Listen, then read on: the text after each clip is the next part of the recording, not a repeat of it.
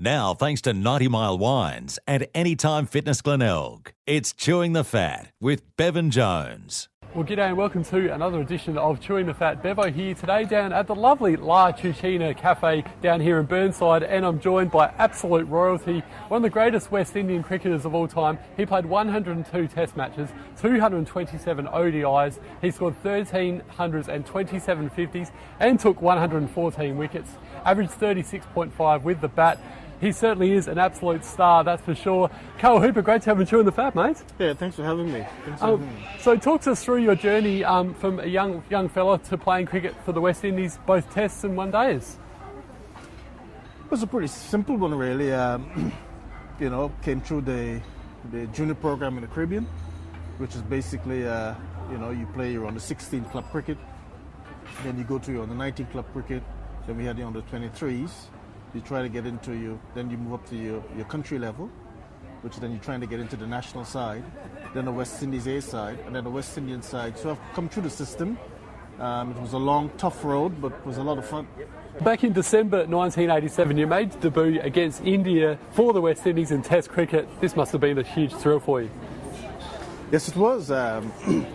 Actually, prior to that series, I made my debut in India in '87. I think it was at. I think the ground was at Calcutta, I think. But prior to that, I was selected to go to New Zealand, and that was the first time I was selected.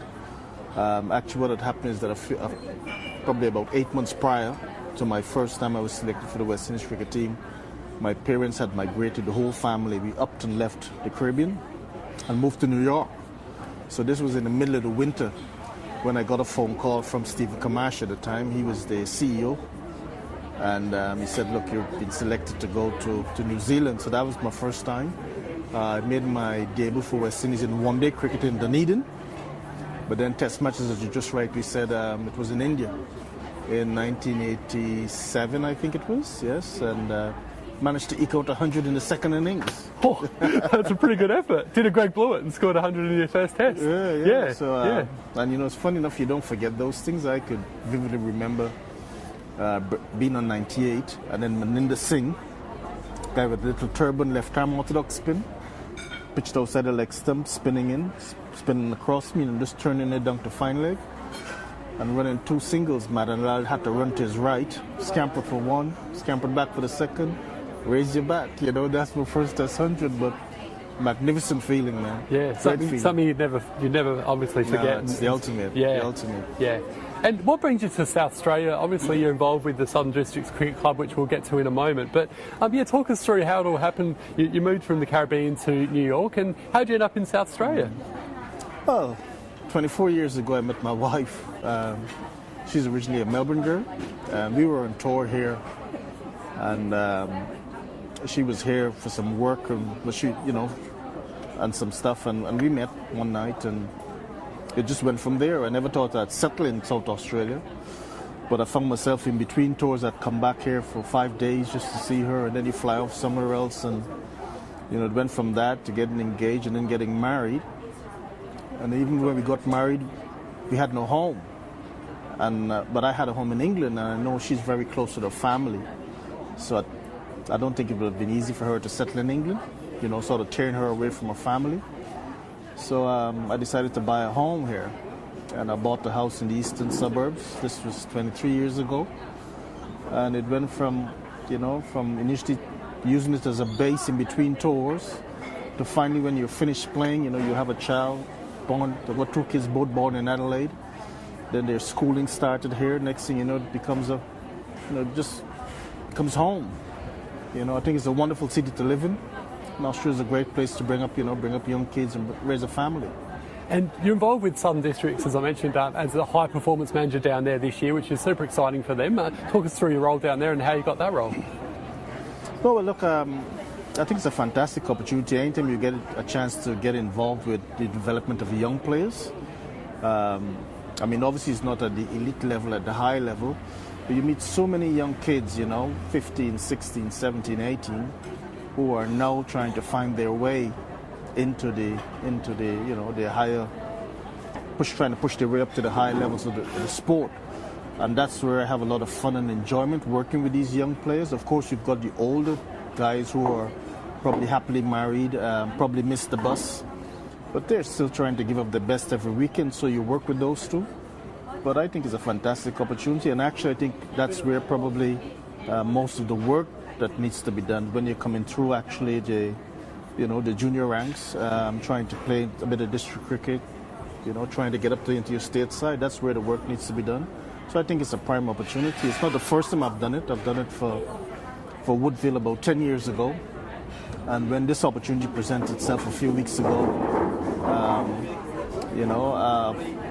it's difficult to say no because the offer was good in terms of I've got some financial commitments during the summer, and the club was also very willing to work with me, so to make sure that I can meet those commitments and at the same time be of some benefit to the club. So, it worked out for both parties, and I said yes. So, looking forward to it now.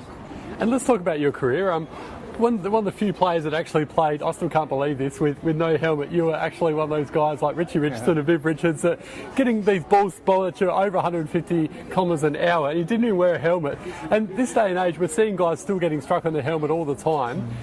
Wasn't that scary though, facing these guys, and also in the nets, Curtly, Ambrose, these sort of blokes without a helmet? Well, I've been clipped a couple of times without, the great Malcolm Marshall, may he rest in peace. He clipped me one time behind the ear. Courtney Walsh did it one time too. So I've been clipped a couple of times. I think as a young player growing up, it wasn't available. It just wasn't there. During my cricketing career, it was introduced, but it wasn't compulsory to wear it. I mean, if I was coming up in today's era, I'd definitely wear it. I mean, after you see things, the unfortunate incidents like, Kim Hughes. I was watching a game the other night, not Kim Hughes, Philip Hughes. I was watching a game the other night with Andrew Russell being struck behind the head again. I would use it, no doubts about it, but just when I was coming up as a young player, it wasn't available. So you just got to make do without it. You probably got to watch the ball a little bit closer. But look, if it protects you, I'm all for it. And in the nets, what was it like facing the likes of Malcolm Marshall, Curtly, Ambrose and Courtney Walsh? That must have been pretty scary. Well, yes, but the good thing about it is that you grew up sort of facing genuine fast bowlers. Back in the sort of, West Indies were pretty dominant in the late 70s, all through the 80s, with a whole host of fast bowlers. So as a young player coming through the system, you grew up in it. Guyana probably is not noted for a lot of fast bowlers, but when you play against the other islands, you play against Barbados, Jamaica, and you've got to just prepare for it. So in the nets, it's obviously very intimidating, but you just get used to, balls coming at your head and so on. And at the end of the day, it tests not only your skill level, but also your heart, because you must have a bit of ticket to face these guys constantly. When you go on a tour, you face them basically for 3-4 months, in the nets, But look, it's something that I enjoyed and I forever cherish. And there was that massive rivalry between Australia and the West Indies. What was it like, though, being in the heat of the battle? Well, those were the days when we probably had all the firepower, so it was always good to be on. I was happy playing on my side. I can remember numerous times you sort of stood in the national anthems for both sides being playing, and you on this side and the Aussies on that side. And you just know you had all the firepower. We had 4, We had Walsh, Ambrose, maybe Patrick Patterson, Winston Benjamin or Kenneth Benjamin, 4 good ones. And you just know sometimes the Aussies was always, you always felt as if you were in for a battle. They were tough, but you know that they would eventually succumb to the, to the firepower that we had. And then we had some great players. I mean, when you look at players like Viv Richards and Desmond Haynes, even after those two went off, you had Brian Lara coming through. We had some very, very, very, very good players. So while the competition was tough, it was a good feeling knowing that, at the end of 5 days, we are more likely to come out the victor rather than the Aussies. But, again, these are moments that I will cherish forever. And this is one question you've probably been asked before, but who was a better player out of Brian Lara and Viv Richards, and why? I think they're different. I think Brian probably was more driven by the records, maybe, while Viv was probably a little bit more for the entertainment. So Brian was the sort of bloke who probably was keeping an eye on what Ponting was doing across the pond or what Sachin was doing in India. So he knew exactly how much runs he was behind him and so on, which there's nothing wrong with that. I mean, you got to, whatever drives you or whatever rocks your boat, you use it. Whereas Viv, I don't think he cared about the records. All he wanted to do was to win and dominate. So as far as he was concerned, it was about this game. So if 125 was going to be enough to win the game, that's what he'll get. He wouldn't be thinking, okay, you know, Javed Mayana, I'm 65 runs behind him, let me try and get that extra. He wasn't like that. But I would have thought, in my book, Viv was probably a little bit more intimidated, a little bit more imposing, because I batted both players Viv maybe not in his prime, but even then he was so intimidating, and I've batted with Lara in his prime, and I just thought that Viv, because of just the aura, the hold that he had on the opposition. I mean, you can genuinely see when he walked out to the creases, like, here comes the king. I mean, everything just went quiet, you know, and you could just see that he commanded that sort of respect. So I would probably say, in terms of imposing their will on the team, Viv. But then again, you can't look past Brian Lara's record. I mean, a man that's scoring triple hundreds and got a 400 in it. It's just crazy. I mean, his figures are phenomenal. And back in, a long time ago now, Steve Waugh took that incredible catch. It was Australia versus the West Indies at the MCG, where he'd almost took out Merv Hughes and almost took out a side screen. Do you remember that game and also talk us through it? Which game was this? It was the one where I think Steve Waugh took that catch in the outfield, and he almost hit the side screen, and he almost took out Merv Hughes at the same time in the MCG. It was a one-dayer. Don't remember it? No, I can't remember that. Can't remember that one? No. No? When you mention a one-day game, the game that sticks in my mind is the game with Dean Jones and Courtney Ambrose. Yes. That's the one that sticks in my mind, but you know, that one escaped me. But anyway. Yes. You know, there were some great battles over the years, and obviously the one with Michael Bevan scoring that four off the last ball with Roger Harper as well. And I was the bloody suckers feeling that long on, and the ball probably passed, I don't know, a couple of yards just to the right. If my hands were only longer, if it was a little bit quicker, might be able to stop it. I think they needed 3 of the last ball or 2 or whatever. But if I had stopped it, we would have won. I mean, do you know how frustrating is it to know? Because you can gauge from how quickly the ball is coming and the sort of distance you're making to try and cut it off. You know halfway that you're not going to get there. Yeah. Even if you dive, you're not going to get there, you know. But I can remember Roger bowling from the pavilion in. I was at long on, and Bevan hit it just to my right, and they won the game. Oh. Heartbreaking. Yeah, he won a few games for Australia over the years. Good one-day player. Now, some people say that you're one of those players that could have done even better. You averaged 36.5 in Test cricket, and you're one of the most gracious players that ever played for the West Indies and cricket in general as well. How do you feel about that criticism for people saying that you maybe should have averaged maybe over 50 or 60? I suppose if pigs had wings, they could have fly, you know. You sort of look back sometimes and you think, yes, I could have done this, I could have done that. But sometimes I think, look, you know, I mean, what have I achieved in 17 years of international cricket? Am I satisfied? The answer is no. Could it have been better? Hell yeah. Always could be better. But then, I mean, what are some of the mistakes that I think I made along the way? Well, I'll tell you what it is. When I was a young player coming through the ranks, I mean, I hit a lot of balls, and I primarily focused on my batting. When I got into the West Indies team, I started batting, you know, 5, 6, and bowling. And I used to share some overs with Viv Richards in one days. Then there was the introduction of the 90 overs per day rule. So then at some point in time during the day, that spinner would have to bowl somewhere between 15 to 20 overs if you wanted to get in those 90 overs in the day. So then what that forced me to do is, like in the nets a lot of times, rather than maybe paying attention to my primary skill, which was batting, I found myself, maybe you have a bat, you bat for your 10, 15 minutes, and then you were encouraged to take the ball and then bowl for the duration of the session. So if that session was going to be for 2.5, 3 hours, you know, you bat for 15, 20 minutes, and you found yourself the other 2 hours and a bit, you're bowling. And what I probably should have done was supplement that with maybe after the net session was over, maybe in between tours, pay a bit more attention to my batting. I didn't. You see, and I just think that my batting, it didn't tail off, but I just thought that I could have probably got a little bit more out of myself from a batting perspective. But what started to happen is that they started to look upon me as somebody who would bowl the 10 overs, bowl 15, 20 overs in a test match, and then bat at 5 or 6 or whatever number, you know. So I think that's an area that I think that I probably should have addressed a little bit more. And the next thing too, I suppose, is that as a young cricketer coming through the ranks, the fact is my parents had no interest in me as a cricketer. They didn't want me to play. My sister's an engineer, and she lives in Washington. And my dad was a managing director. My mom was a teacher.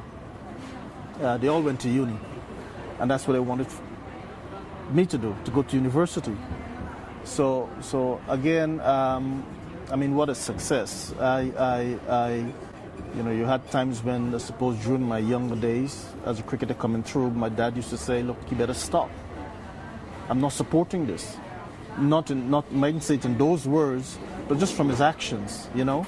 Like you might have to pay club subscriptions, and you can't ask him for the money to do it. That didn't work. But I can't ask him the money to say, hey, could I pay my subscriptions? Sometimes it would lapse, and then you'd have to steal some money out of his pocket to actually pay it, right? So that was the situation, and what I'm saying is that it got to a stage whereby I treated West Indies cricket team as a destination. So in my mind, I was thinking, once I get there, it's to say to him or to the family, hey, I've done it. It was a destination, and you know, any young cricketer listening today, it's never a destination, because you know, as you come through the traps, as you come through the ranks, when you actually get there, you know, pitting your skills against the best cricketers in the world. So you've got to work twice, if not thrice, because your skills are matched. So you've got to work even harder if you're looking to dominate.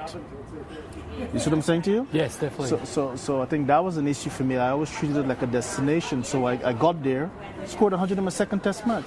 There's no problem. In India, one of the toughest places to score runs.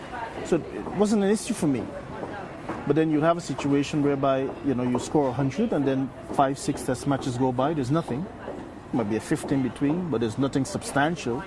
And then you might read the newspaper, maybe you should leave out Hooper. And then you say, hell no. And then you chuck out another 100. You see what I'm saying? Yes. So that was the kind of thinking, as opposed to just remaining consistent. Once you get that 100, run with it. Try on the next innings, put the next one up, because you're in a proper patch. Like Steve Smith does. It wasn't like that. Yeah. So it's just, you know, those are little things that I identified myself as a grown man, sort of looking back, that you think you could have done differently by the time you don't see it. You see? But hey, this is why you learn through experience. I managed to rectify towards the back end of my career, where I make remember against India, chalk a double up, 100 the next game, missed out in the following game, another 100 in the next game. You know, stuff like that, where you're beginning to put these scores consistently together, which it should be the way all through your career. You know, so if I had to pinpoint the two reasons why maybe I'm not happy, or my figures probably shouldn't be where they should be at, it would be those two. But having said that, I think from where I've come from, I think I've achieved if you told me that from when I started playing in the schoolyard, and that I'd have a chance to play 100 test matches, 100 one-day games, captain West Indies, score 20 international hundreds, I'd say give it to me, because I played with heaps of players that were really good. Yeah, and you played against some of the best bowlers in the world as well. Wacko Eunice wasn't that saying to you? And Matthews. So Alan Donald, the list goes on. So yeah. You know, I can't be too harsh on myself, you know, because and more so now, even today, when you're working with young players and you see talented young players, and you know that the odds are probably stacked against them actually having a chance to play at the highest level. It's actually the odds are stacked against them actually doing it than actually having a chance to actually play, you know. And I did that. Yeah, and well, you know, something that definitely makes you really happy is that Steve Waugh actually rates you as one of the greatest cricketers of all time in terms of a top 100 of all the cricketers that have played, which is a lot coming from Steve Waugh. Yeah, very much so. He was a tough competitor. He was, yeah. Yeah, so that must make you feel pretty proud. Yeah. Look, Look, sometimes you get angry. Look, I have no regrets. You know, my wife and I talk all the time, and she said, "Have you got any regrets?" I said, "Hell no. If I had a chance to do it again, I'd do it. I'd do it all the same way. I'd probably try to be a little bit better, but I'd go down the same road. I mean, it's such a beautiful game to play, you know, and it teaches you so much about yourself too. Because once you go through those little picket fences, it's you and the Father alone, and you got all these demons. Sometimes you're fighting against yourself because you're pitting your skills against the best in the world. And you try to overcome all these negative thoughts if you have any. And in the media as well, like you mentioned before. before. And the media, you know. And I think as human beings, we're almost hardwired to avoid anything that we consider might be painful. So be it criticism or whatever it might be, you try and shy away from it. But once you're at that level, you can't hide from it. You know, if you're crap, people write about it. Yeah. You know, so there's no hiding. Look at David Warner at the moment, what he's gone through with the Test series. To put the pen through, you know. I mean, I'm now a fan of the sport, not only cricket but F1. And sometimes there might be a driver there who I know deep down inside is trying his utmost best, but he's at the tail end of the grid. And I might say, "Oh, shit." And then you got to catch yourself to just know that this bloke is putting in everything, and not only that, but his life is on the line. Yeah, well said. Yeah, you see and that's what's so sad, and that's what frustrates me so much about keyboard warriors and mental health. Yeah. Because these guys, like you mentioned before, this is their lifeline, Carl. And you guys, life is on the line, man. You professionals are putting in so much of your time and effort and everything, and there's just so much criticism, and it's getting worse with social media now. Back in those days, it was only the media in the papers, the radio, and TV. Now you've got social media; it's even worse. Like it's there 24/7, isn't it? Exactly. So, yeah. I mean, I've seen so many players that I've played with. I mean, I've roomed with players that I've seen just freeze.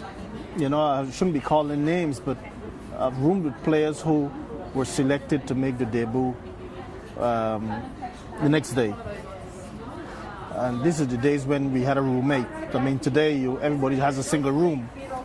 And I would lie there and I would hear them toss and turn all night. Couldn't sleep. And then watch them during the day, next day, and just watch them how they just shut down. You know, because it's the pressure. Yeah. And you see, and that's the thing. You see, it's just wanting to do well. You know, you've played all your life to get here, and like everything is riding on it. I'm making my debut, and just can't handle it. You know? It's certainly a lot of pressure. Yeah. So you know, and like I said before, I've managed to hang in there for 18 years, all through whatever people wanted to say and whatever. I mean, I've done it. It wasn't a case whereby, you know, I've had fantastic coaching or I've had, you know, came through the system and was pushed and you know, no. You've worked your butt off. Yeah. There are two people in my life that I can say these are the two guys that helped me to where I am today. And there's a guy called Mr. Campbell, who was my games master, and another guy called Rex Collymore. I mean, I can't pinpoint and say, well, you know, I had some fantastic coaches during my formative years. There was no coaches. So everything that you saw on the field is self-taught. So there's not somebody showing me how to play a forward or you know, how to kick a goal. No, there was nothing. It was, you know, there wasn't even any television then. You go down to the ground, you watch people play, you retain, and then you go into the fields and you practice in it. Incredible, you know. So and you managed to push all the way up. I mean, this is just my story, but there are heaps like me. You managed to push all the way up through and play the highest level. It's a lot to be proud about. Absolutely. It's not high level. Yeah. It's not high level. You've done it. Yeah. You know, so you know I can't. And you played with the best players of all time and against the best players of all time as well. I mean, you're not playing against the cab driver. You're playing against some of the best players in the world. You're playing against Shane Warne and Dravid and whoever else. You know, Glenn McGrath and you're bowling to them. Alan Donald, Sean Pollock from South Africa. You can call. And like I said before, look, I mean, everybody's got their own story, but I've got my own story. I mean, you know, I can only be real to me, and I know what I've come through in order to get where I am. And it wasn't an easy road. You've certainly got lots to be proud of. You know, and that's why I like working with the young people, because sometimes people think it's, look, man, once you fall in love with this game, when you fall in love with this game, and you find the reason why you want to play it, you got a good chance of pushing through. Is it going to be an easy road? Hell no. But you got a very good chance of trying to get there, you know. And that bridge, to me, you know, the bridge whereby, let's say, between first class cricket or even say district cricket and say test cricket, you know, as you cross that bridge, I mean, it will be littered with setbacks and disappointments and whatever else. And that's the bridge that people quit, you know, they said, no, stopped, you know. And I've crossed that bridge. And you've played with some very interesting characters over the years, but I heard a recent story that Patrick Patterson was a bit of a character that you like to room with. And what story have you got to share there? That's, I mean, you heard about it, but he was the guy that I roomed with Patrick on a tour to Australia. I can't remember what year it was, but this is before, you know, 9/11, and back then we were treated almost like royalty to the West Indies cricket team, you know, because we were dominating. You know, we had Viv in the side and Greenwich and Haynes and all these superstars. But he was Jamaican. I mean, I don't know if a lot of people know about him, but he was quick at the time. Probably one of the, I mean, he would have been up there, you know, certainly late 140s, if not in the 150s. I'd have thought easily 150. Yeah, man, 150. It was quick. It was kilometers per hour. But he was a big weed smoker. You know, he smoked a lot of marijuana. So I can remember we would arrive. Not that we condone that, of course, ladies and gents. We'd arrive here in Australia, and, you know, no sniffer dogs and so on. All the bags just go through and whatever. And we'd be flying from state to state. And in his kit bag, I mean, if the cops only pulled him over or the sniffer dog on his sniff, I mean, guaranteed, he'd probably sent to jail. I mean, he had so much weed, and he used to smoke. I mean, I don't thought there was a day, you know, I don't think there was a day that I actually lay in my bed after a training session and their room was not like a nightclub. I mean, smoky and dark, all the lights pulled, and he was just high as a kite. And what made me used to laugh sometimes is that we'd go to Nets in the morning and, you know, even before breakfast, even before a cup of coffee or tea, you wake up in the morning, you roll a joint. You just sit down on the bed, roll a joint. And you know you got Nets in an hour or two later, we were down at the Adelaide Oval training. And you know Patrick is going to be high before we go. Before we go to the Nets, and man, he had them whizzing, and he always had this big grin on his face. And I used to just laugh. Because I knew what was happening, you see. But I tell you what, one of my best roommates. And it's sad to say, like I watched an interview he did a year or two ago. There was India were in the Caribbean, and an Indian journalist went to look for him, to do a story on him, because like he lives in the country areas. And Patrick Patterson back then was he was ripped, big fella, bow-legged but tall, right? So I saw the Indian guy was speaking with him in this interview, and you could see that he was losing it, Patrick. Oh. You could see that he's lost some of the grey matter. Yeah, definitely. Because of that, very paranoid. I mean, it's too much weed. Yeah. And I grew up with boys. There was another schoolmate of mine called Paul Primo. Just smoke. I mean, I smoke a little bit of weed myself when I was growing up. But they used to come and check you every single day to smoke marijuana. You know, it's just... And what it does to your brain, it's not good. No. Eventually, you can see the deterioration over time. And in the interview, you could see it with Patrick. Because there came a time towards the back end of the interview where we told the Indian guy, you know, they're watching us. So the guy said, who? He said, yes, they're watching us, right? So you get paranoid, you know, and it just affects you, you know. But he's probably my best roommate that I had. And let's finish with the West Indies at the moment, because obviously there's been a lot of talk, guys like Chris Gale, Dwayne Bravo, these sort of guys that refuse to play Test cricket. And it's been sad over the years, Carl, to see the demise of the West Indies. But how do you think they're going now and going forward? Do you think Jason Holder's doing a good job as skipper? And where do you see the West Indies going in the next 5 years with Test cricket? I think we'll continue to struggle in Test cricket until we address the issues with our the system below, bringing through our younger players. Our first class system is crap, which makes it difficult, I think, to have an accurate assessment on a player coming through, because you will see a player who is scoring runs or getting wickets, and you say, yes, he looks good, I think we should give him a try. But deep down inside, I think even these selectors, who are a lot of ex-players that came through, say, back in the late 80s, 90s, they know that the first-class system is not a good one. So you pick a fella and you stick him in a test match, and after 2 games he doesn't score runs or get any wickets, and you start second-guessing yourself, a perfect example is the recent World Cup. You had Karen Pollard available. He wasn't good enough to get into a 16 that you took to the World Cup. So then the World Cup is over, we were terrible. You're going back to the Caribbean. The Indians played 2 test matches and pummeled us. Played a couple of T20 games or whatever. And then 2 weeks ago, you named Karen Pollard as the captain of the 50 over competition, the 50 over one-day ODIs, and the T20. And we have not played no ODI cricket between the World Cup and his announcement. You see what I'm saying? Yeah. So one results. That could be a lack of just planning and thought. Because I would have thought, if a bloke is good enough to captain, name him captain, because he guarantees a position in the side. Less than 6 weeks, 2 months after the World Cup, and he must have been good enough to get into a 16. Yeah. And nothing has happened between the World Cup and his announcement. He hasn't, he's played a couple of T20 games, but he hasn't played no 50 over grade, nothing. So there's issues left, right, and centre, man, and we keep trying to fix it from the top.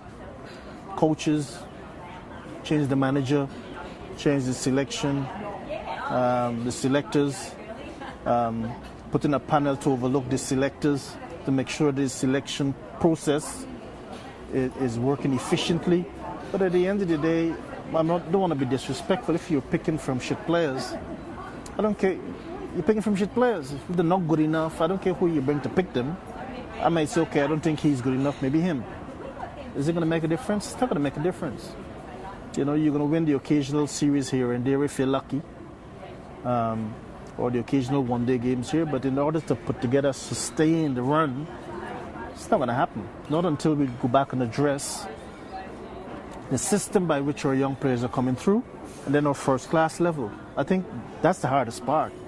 Because back when I was coming through, you could have picked a second West Indies. Yeah. A strong second West. In fact, we did. We sent them to South Africa. You had so many fast bowlers and so many very, very good players that didn't have a chance to play for West Indies, because the team was so strong, and our system was in place, school cricket, club cricket, inter-county cricket. It's sad, isn't it? It's it's just everyone wants to see the West Indies up there, with the best, like the old days. So, and sometimes I wonder. Because we gained independence in '66, the year I was born, right? And we were obviously colonized by the English. So they brought cricket to Guyana. Guyana is actually in mainland South America, not actually in the Caribbean, okay?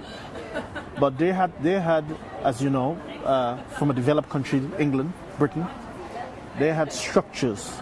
So there was accountability, everything was in place. And you wonder if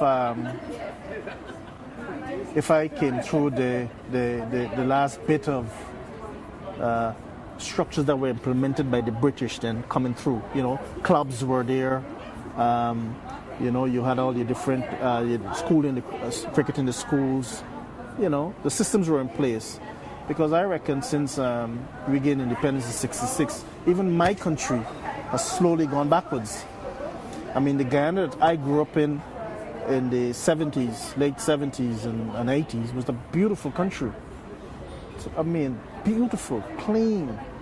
A lot of wooden buildings painted really prettily. You could walk through the city, the white canals, they're free flowing. the airport. I mean, we had 7 or 8 international airlines coming in. You could have fly directly to Europe. You know, you could have fly directly to North America. You know, now we've probably got, 1 or 2 international airlines that you got to go via Trinidad or via Barbados. So just tell you about the structures that are in place. And all of that is broken down. Today, my country is sort of gone back in time. And I just wonder if, well, not that I wonder, I know also that reflects also in the thinking of the people. And also it would not affect just the way you think about life, the young people, the way they think about life, the way that they approach sport. You know, that's why I suppose you find so many young players now just hustle for the T20 cricket and cannot sustain skill levels over long periods of time because everything is... It's so sharp. Yeah. You know? Yeah. So it's sad, but I think it'll be a while before we come back, if we ever come back. Well, fingers crossed you will one day. And well, we'll see. Yes. Well, Carl Hooper, West Indies great. It's been an absolute pleasure having you on Chewing the Fat today, mate. Thank you. Thank you so much. Thanks to Jeff for filming for us and Lara Cafe for letting us film down here as well. Thanks, guys. Get on down here to the cafe at Burnside and say hi and to get yourself a good bite to eat and a coffee. This is Bevo from Chewing the Fat. See you next time, guys. Take care. Bye for now.